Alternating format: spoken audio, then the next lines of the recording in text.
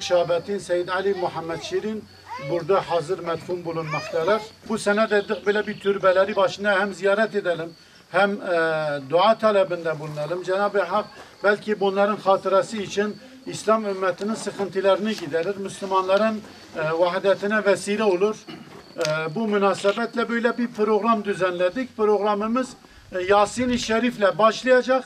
Daha sonra Şeyh Şahabettingil'in davası, mücadelesi Şeyh Şahabettingil ile ilgili bir 10 dakikalık sohbet edilecek. Ondan sonra duamızı edip dağılacağız. Yasin vel Kur'anil Hakim inneke leminel murselin ala sıratin müstakim.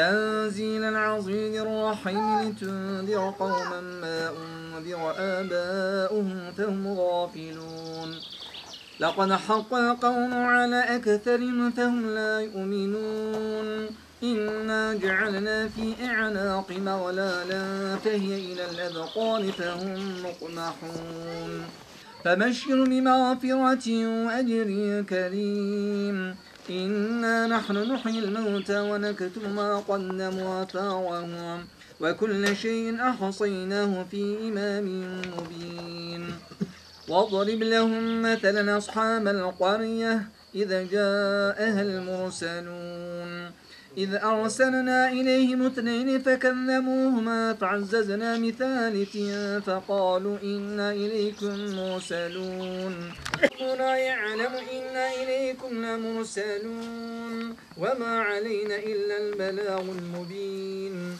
قالوا إنا تطيرنا بكم لئن لم تنتهوا لنرجمنكم وليمسنكم منا عذاب أليم من أقصى المدينة رجل يسعى قال يا قوم اتبعوا المرسلين من دونه آلهة إن يردني الرحمن من دون لا تغن عني شفاعتهم شيئا ولا ينقذون وما عملت أيدينا فلا يشكرون سبحان الذي خلق الأزواج كلا مما تنبت الأرض من أنفسهم مما لا يعلمون حملنا ذريتهم في الفلك المشحون وخلقنا لهم من مثله ما يركبون وإن نشأ نغرقهم فلا صريخ لهم ولا هم ينقذون والكافرون أيها المجرمون ألم أعهد إليكم يا بني آدم لا تعبدوا الشيطان إنه لكم عدو مبين طمسنا على أعينهم فاستبقوا الصراط فأنا يبصرون ولو نشاء لمسخناهم على مكانتهم فما استطاعوا مضيا ولا يرجعون. Onların mücadelesine karşı savunan Müslümanlar, alimler de çıktı. Türklerin, Kürtlerin, Arapların, Acemlerin içerisinden mücadele eden alimler çıktı. Fakat kafirler organizeliydi. Avrupa'dan maddi destek alıyorlardı. Aldıktan sonra da bu memlekette de tohumlarını ekip de o 3 kelimeyi bu bölgede hüküm ve hakim kılmaya gayret ettiler. Bu insanlar İslam'ın verdiği emirler doğrultusunda, İslam'ın koyduğu kurallar doğrultusunda bu işin küfür ve haram olduğunu halka bildirdiler. Ve Seyda Molla Selim'in önderliğinde İslam'ı irşad için gayret ettiler. Halkı bilgilendirmek amacıyla memleket insanlara elçiler gönderdiler. Bundan haberdar olan zamanın İstanbul hükümeti bu işten rahatsız oldu. Bunların tekrar İslam'ın istediği hak ve hakikate döneceği endişesiyle bunun önüne geçmeye gayret etti. Geçmeye gayret ederken 1329 senesi yani miladi hesaba göre Rumi takvim dediğimiz bugünkü hesap ile 1913 senesinde komplolar ile Seyda Molla Selim'i Hizan'dan ta Bitlis'e kadar atın arkasından bağlayarak getirdiler. En sonunda Seyda Molla Selim'i halkın tepkisiyle Nahya'da önüne geçerek halk onların elinden aldı. Fakat bunların komploları devam etti. Artık mecbur olarak Seyda Molla Selim'in önderliğinde Şeyh Şehabeddin, Seyyid Ali ve Muhammed Şirin birlikte kan akıtma niyetiyle değil, İslam ahkamının oturması için Bitlis'teki vali aracılığıyla İstanbul'a bu işten vazgeçmeleri için çağrıda bulunmak için Bitlis'e geldiler. Tabi istemedikleri bir şekilde bir komplonun içerisinde mecburen mücadeleye başladılar, çatıştılar. Tabi bunlar bir süre sonra işin ters döndüğünü görünce mücadeleyi devam ettirmek için hicret ettiler, etmek zorunda kaldılar. Gök Meydan'da 11 yareni birlikte şehit ediyorlar. Ve en nihayetinde o da iner oraya, bakar ki cesetler sapasağlam, kefenler bembeyaz orada durur. Sade Muhammed Şirin Hazretlerinin ayak tarafında kefenin ayağı içi, yani el içinin ayası kadar sarartının dışında her taraf sapasağlamdır. Sonradan onları tabuta bindirirler.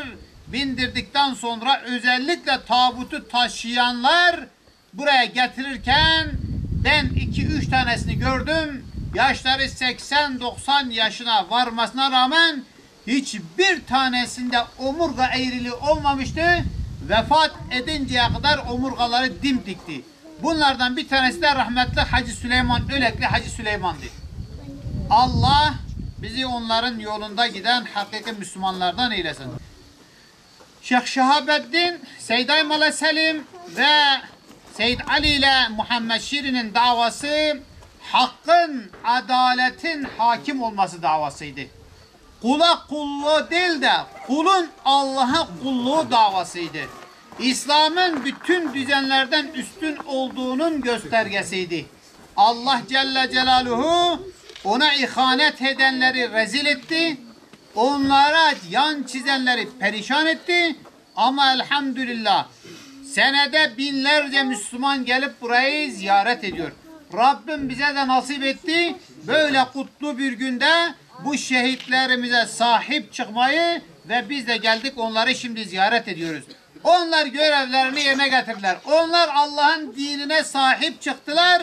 İslam'ın bayrağının yere düşmeyeceğini herkese gösterdiler. Bizler de şu anda onlara sahip çıkıyoruz ve Allah'ın izniyle İslam bayrağı, tevhid bayrağının yere düşmeyeceğini buradaki imanlı insanlar haykırıyor dualarıyla, ahlaklarıyla, kültürleriyle. Rabbim bizi onları anlayan, onların davasını sürdüren, onların yolunda giden, onlara hakiki mürit olmuş Müslümanlardan eylesin. Allahümme belli ve usul müstesâ ve mekarane hediyeten vasileten ila ruhi nebina Muhammedin sallallahu teala aleyhi ve sellem. Ve ila arvâhi enbiyâ ve mursalin salavatullahi ve selamu aleyhim ecmaîn. Ve ila arvâhi âli ve evlâdi ve ezvâci ve etbâi ve cemî zürriyeti rıdvanullahi teala aleyhim ecmaîn.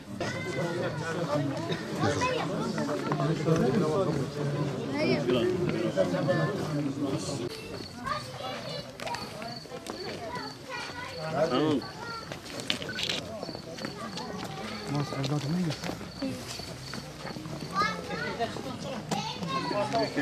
Allah razı olsun. Yok. Aslında konserler elimde kalmış. Güneş bırakma ya. Ay güneş bugün.